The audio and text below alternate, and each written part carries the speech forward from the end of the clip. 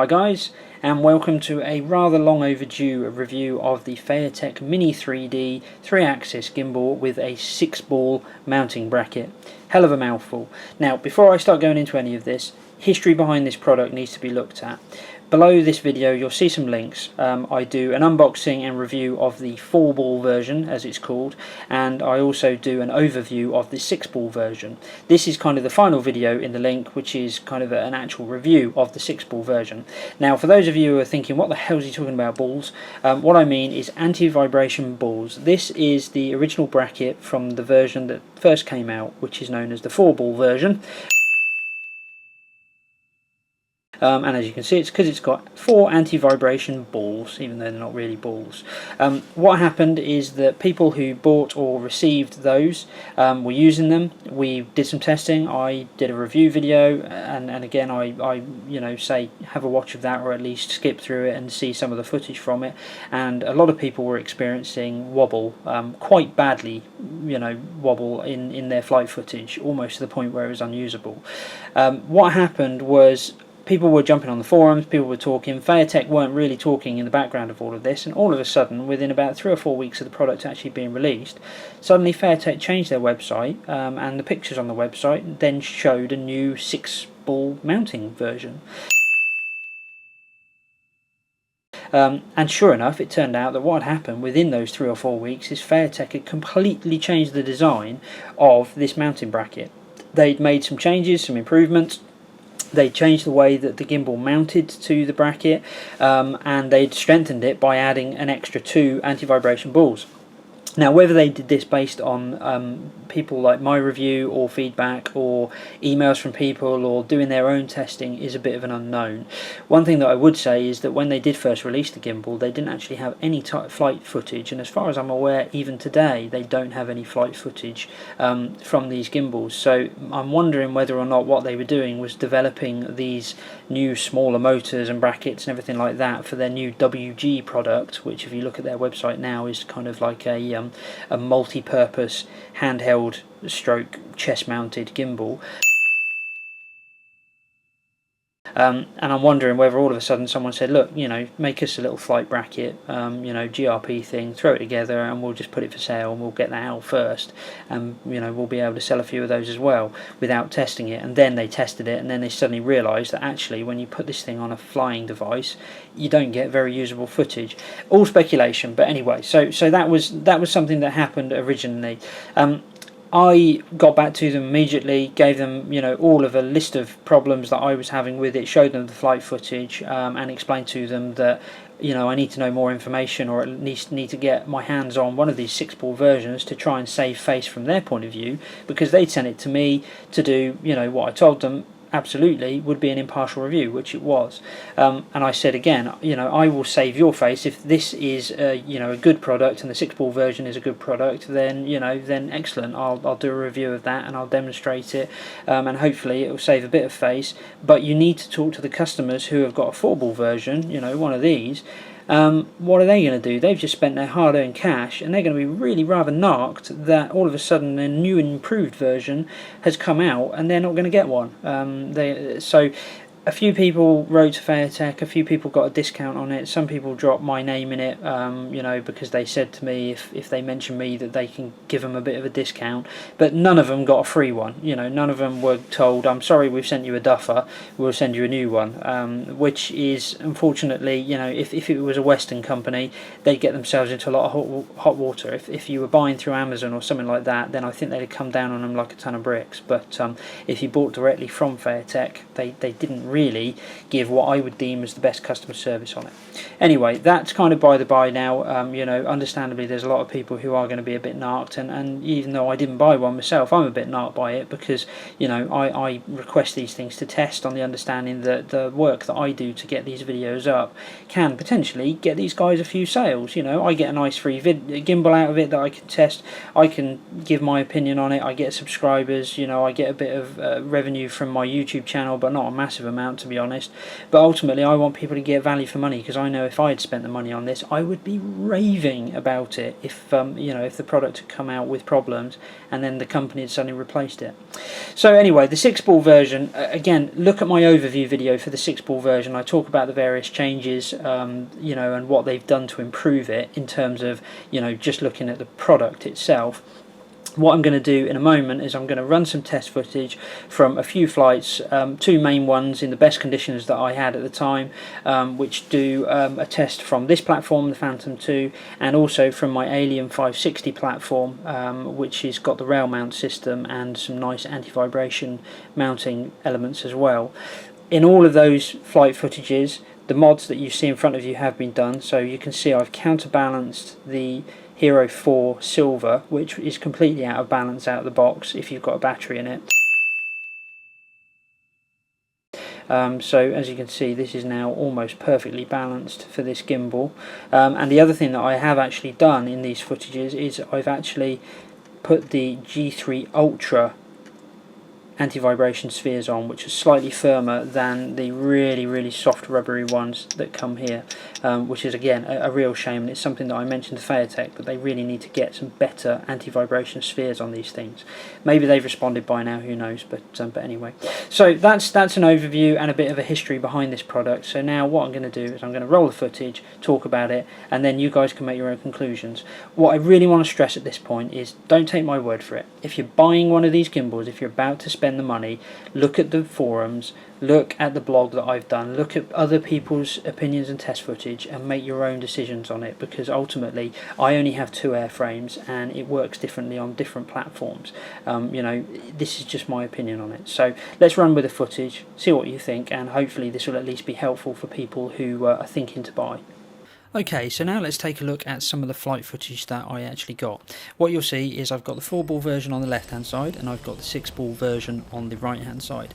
This is both using the Phantom 2. It is on different days, so this is never going to be a truly scientific test. The wind conditions, one of the crucial things was the wind conditions were pretty much identical on both days, and that was quite important. Obviously temperatures are different, there's variants that are going to be involved, but this should at least be able to give you a kind of a side-by-side comparison of how much kind of wobble that you notice. And immediately, as you can see, after we've taken off, I'm now moving forward on the left hand side. I'm still hovering on the right, but now I've started to move, and the key really is to take a note of how much visible wobble there is. The camera angle is slightly different on the left, and again, the other thing that is worth mentioning is that I'm using the Hero 4 Silver on both of these, and both of these footages have the balance using the 2p coin as well, so the camera is in fact balanced on both of those flights, so that's quite an important thing to bear in mind as well. So the wobble that we're seeing should in theory be coming from the gimbal or the gimbal mounting. Now you'll see on the right hand side there's a few streaky lines that come up, and that's purely from the fact that the sun is behind one of the left hand props at the moment. But what you can visibly see is the right hand side is definitely smoother. There is no denying that. There's much more wobble on the left hand picture using the 4-ball. However, on the right hand side, the other thing that's worth noting is that while it is smoother, it's still got the yaw wobble. So in other words, I'm flying in a straight line and you notice that all of a sudden my yaw will suddenly kick in slightly. Now some of it is motion from the actual airframe that I'm inputting to it, but sometimes it just wanders. Now I believe that's a firmware problem. I don't think that's something that we need to worry too much about, and again the footage is, you know, better, definitely. There is definitely a smoothness to it compared to the 4-ball. It's passable. What's important to remember is that I am a harsh critic on this. I am basically comparing this to gimbals that are actually well outside the price bracket of the Mini3D. So it's very important that when you look at this footage, you know, if you say to yourself, you know what, I'm quite happy with that for the money, then, you know, don't listen to me and my negativity in regards to the wobbles. However, as we'll see in a moment, what I'm about to do is I'm going to knock out the 4-ball footage so you can really get a good idea for the 6-ball footage, and then that's going to be able to give us the comparison. So especially on this shot here, now it's just 6-ball footage. Now take a note of that wobble. You can see there is some instability. Now again, it's important to remember this is on the Phantom 2. Now I found that that was much less stable for footage, which surprised me because it's got the best centre of gravity. I'm using the Phantom 2 battery in it, so it's got pretty much perfect central CG.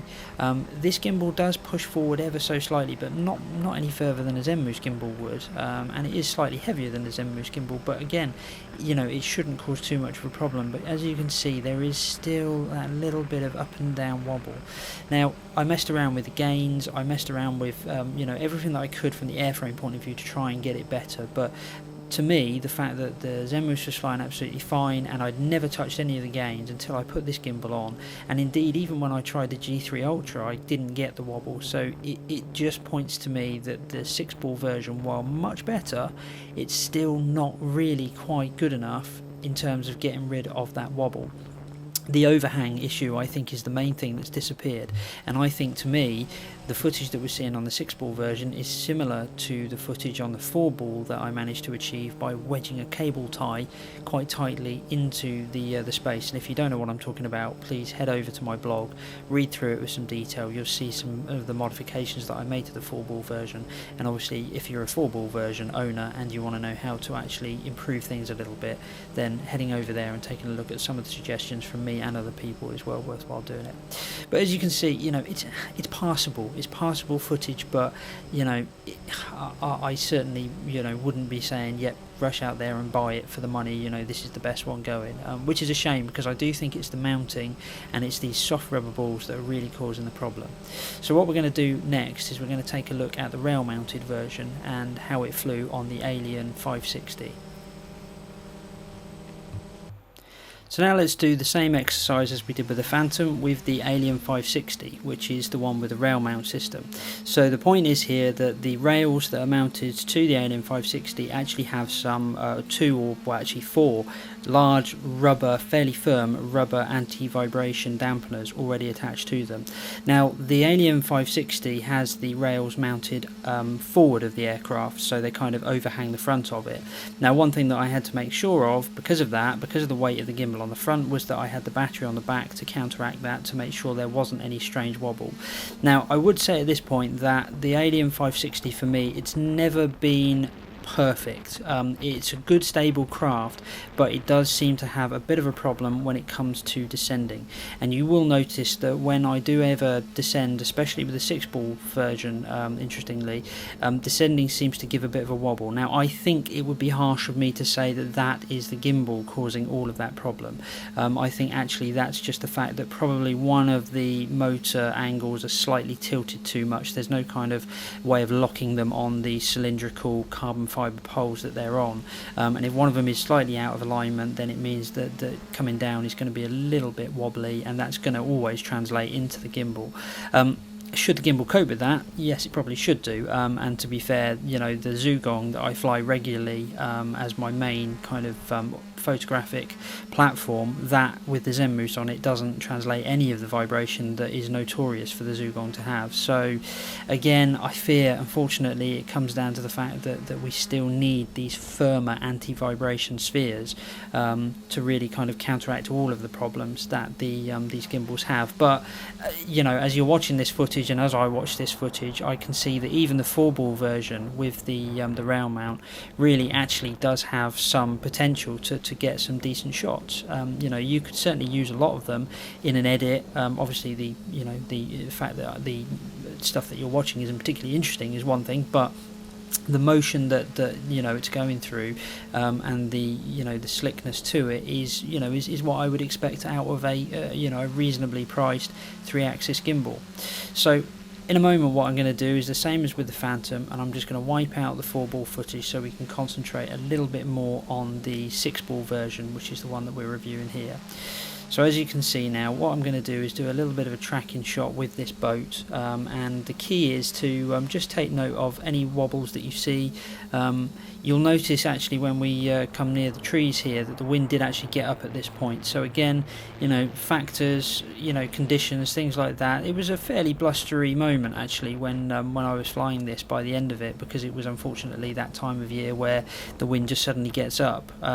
However, I still think that it should cope fairly well with that. that. The airframe certainly does. There's no reason that the gimbal shouldn't.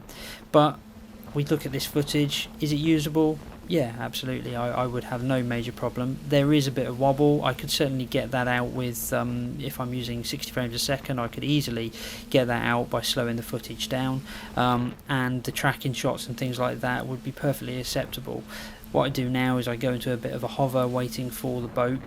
Now, something, just getting away from the wobble that I keep talking about, what's interesting here is I'm literally just hovering the aircraft, so I'm trying to keep it steady, and you'll notice this is where the little yaw twitch comes in, so I wanted to keep that shot right there as best as possible, but there are micro corrections that the gimbal seemed to be doing, which was a bit of a shame, because if that was, you know, a nice stable platform and a nice stable gimbal, that would just be a nice direct, very straight kind of keeping parallel lines, on the understanding that in a moment we get a boat that goes underneath us, and you know, you want a nice stable shot to experience that. And this is where the firmware upgrades and things like that are going to herald the results on this. I've yet to do some proper testing with the new firmware. I'm led to believe that it is an improvement, and I'm sure that improvements in firmware will help that.